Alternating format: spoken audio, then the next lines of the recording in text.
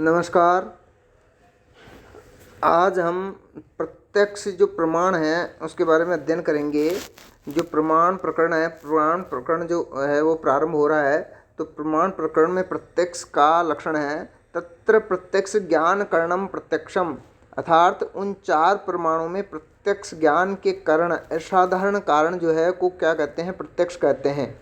अर्थात घ्राण, रसना, चक्षु, त्वक, श्रोत्र और मन, ये इंद्रिय प्रत्यक्ष प्रमाण है। इनके द्वारा जो होने वाला ज्ञान है वो प्रत्यक्ष प्रमाण है। अर्थात प्रत्यक्ष आदि चार प्रमाणों के मध्य में प्रत्यक्ष करण, दंड आदि भी है।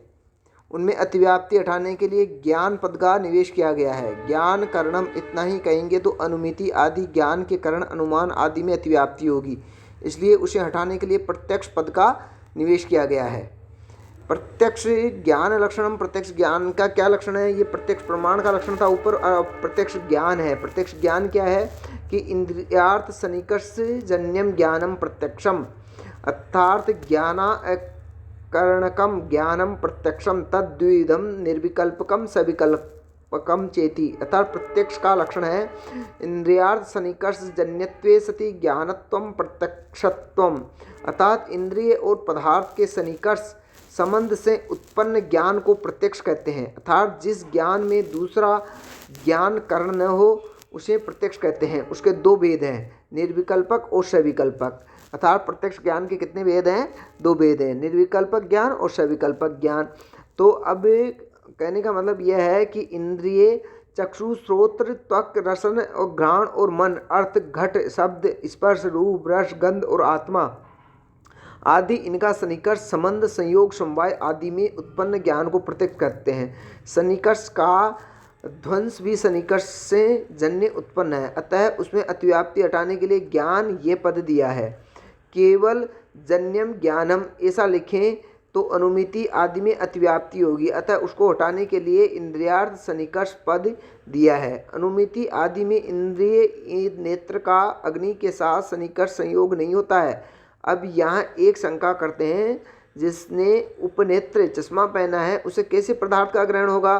क्योंकि नेत्र का चश्मे से व्यवधान होने से घट आदि पदार्थ के साथ नेत्र का सन्निकर्ष संबंध नहीं है।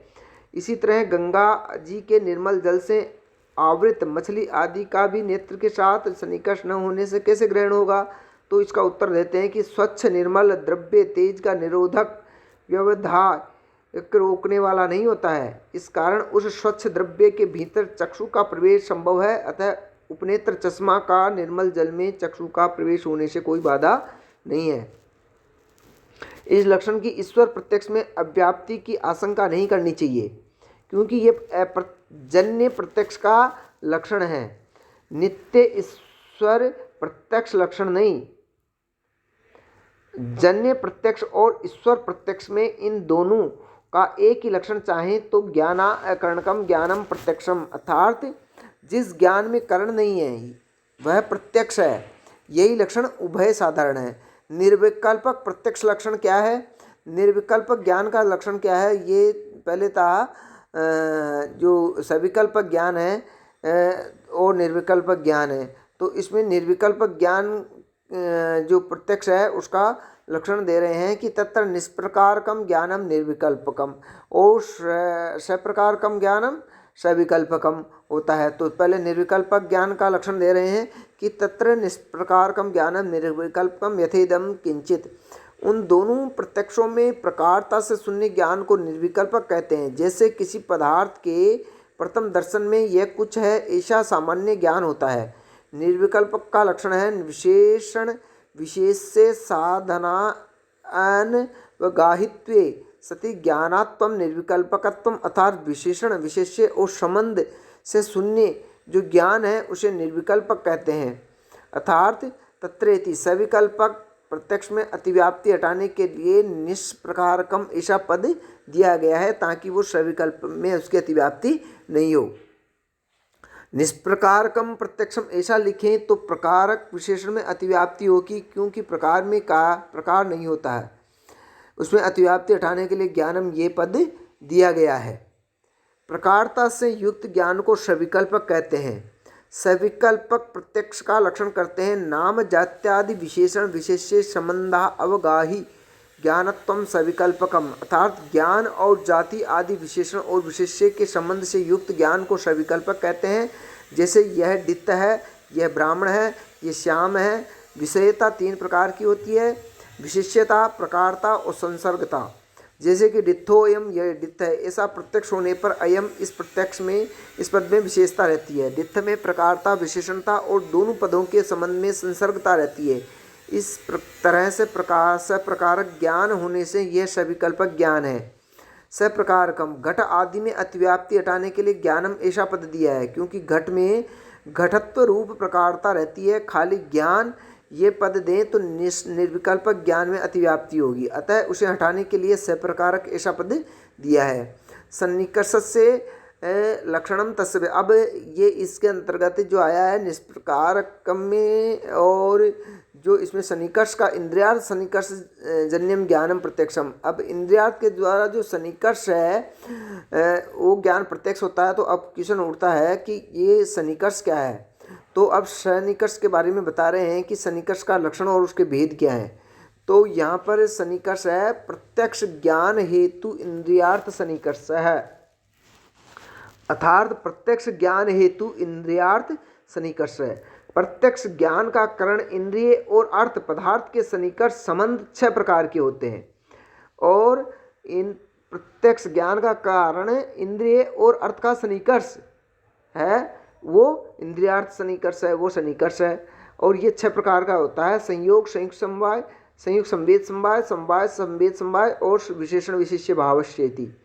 अर्थात यह वह प्रत्यक्ष 6 प्रकार का है, घ्राणज, रासन, चाक्षुष, श्रोत्र, त्वाच और मानस। अब प्रत्यक्ष ज्ञान में कारण इंद्रिय में स्थित प्रत्यक्ष का जो समानाधिकरणे एकाधिकरण वृत्तित्व, उसका घटक सन्निकर्ष संबंध क्या है, इस बात की अपेक्षा में उसे विभाग कर दिखाते हैं। प्रत्यक्षेति, यहाँ प्रत्यक्ष कहने से लौकिक प्रत्यक्ष समझना चाहिए। प्रत्यक्ष के 2 भेद हैं, कौन कौन से, लौकिक प्रत्यक्ष और अलौकिक प्रत्यक्ष। लौकिक प्रत्यक्ष ज्ञान का हेतु इंद्रिय और अर्थ पदार्थ का सन्निकर्ष है। अलौकिक प्रत्यक्ष के 3 भेद हैं। कितने भेद हैं अलौकिक प्रत्यक्ष के, अर्थात सामान्य लक्षण, ज्ञान लक्षण और योगज लक्षण। और प्रत्यक्ष के 2 भेद हैं, लौकिक प्रत्यक्ष और अलौकिक। अलौकिक प्रत्यक्ष का हेतु इंद्रिय और अर्थ का सन्निकर्ष है। अब घटादि द्रव्य प्रत्यक्ष से कैसा सन्निकर्ष है, क्वेश्चन उठता है कि घटादि के प्रत्यक्ष में कौन सा सन्निकर्ष होता है। तो चक्षुषा घट प्रत्यक्ष जन्य संयोग सन्निकर्ष है। नेत्र इंद्रिय से घट आदि द्रव्य के प्रत्यक्ष ज्ञान में संयोग सन्निकर्ष संबंध है। नेत्र इंद्रिय और घट आदि पदार्थ दोनों द्रव्य हैं। संयोग सन्निकर्ष का उदाहरण देते हैं चक्षुषेति, उस प्रकार से द्रव्य का चाक्षुष चक्षु इंद्रिय से जन्य प्रत्यक्ष, त्वाक त्वग इंद्रिय जन्य प्रत्यक्ष और मानस मन से उत्पन्न प्रत्यक्ष में संयोग ही सन्निकर्ष होता है। चक्षु इंद्रिय के साथ घट का संयोग सन्निकर्ष होकर जो घट का प्रत्यक्ष होता है वह द्रव्य का चाक्षुष प्रत्यक्ष है। इस तरह त्वक इंद्रिय के साथ त्वक इंद्रिय सय्या आदि द्रव्य का संयोग सन्निकर्ष होकर के त्वाच प्रत्यक्ष होता है, और मन इंद्रिय के साथ आत्मा का संयोग सन्निकर्ष होकर के मैं हूँ ऐसा आत्म प्रत्यक्ष होता है। इस प्रकार द्रव्य के चाक्षुष, त्वाच और मानस प्रत्यक्ष में संयोग सन्निकर्ष होता है। अब घट के जो रूप है उसके प्रत्यक्ष उत्पन्न होने में कौन सा सन्निकर्ष है, एक तो घट रूप प्रत्यक्ष जन्य, घट रूप जो प्रत्यक्ष जन्य है संयुक्त समवाय सन्निकर्ष होगा। उसमें घट से जो संयुक्त रूप घट का जो रूप है उसमें कौन सा होता है, संयुक्त समवाय सन्निकर्ष होता है। चक्षु इंद्रिय से घट के शुक्ल नील आदि रूप का प्रत्यक्ष होने में संयुक्त समवाय सन्निकर्ष होता है। चक्षु इंद्रिय से संयुक्त घट द्रव्य में रूप गण समवाय संबंध से रहता है, अर्थात चक्षु रूपेति घट रूपेति चक्षुषा इत्यनुसज्जते तथा च द्रव्य संवेद चाक्षुष त्वाक मानस रासन घ्राणजेषु संयुक्त समवाय एवं सन्निकर्ष इति भाव है। घट रूपेति चक्षुषा, इस पद का संबंध करना चाहिए। इस प्रकार द्रव्य में समवाय संबंध से रहने वाले पदार्थ का चाक्षुष चक्षु से होने वाले, त्वाच त्वक से होने वाले, और मानस मन से होने वाले, और रासन रसना से होने वाले, और घ्राणज घ्राण इंद्रिय से होने वाले प्रत्यक्ष में संयुक्त समवाय ही सन्निकर्ष होता है। तो इस प्रकार आज मैंने आपको प्रत्यक्ष जो है प्रत्यक्ष प्रमाण का लक्षण और जो प्रत्यक्ष का ज्ञान है उसका लक्षण और निर्विकल्पक जो प्रत्यक्ष है उसका लक्षण और जो सन्निकर्ष हैं उसके जो भेद हैं, उसके जो 3 भेद हैं वो मैंने आपको बताए। तो इसमें पहला कौन सा है कि सन्निकर्ष लक्षण तस्य भेदा से संयोग सन्निकर्ष है पहला, वो बताया। और दूसरा मैंने संयुक्त समवाय सन्निकर्ष है वो बताया। तो इस प्रकार 2 सन्निकर्ष मैंने आपको बताए। आगे कल पढ़ेंगे। धन्यवाद।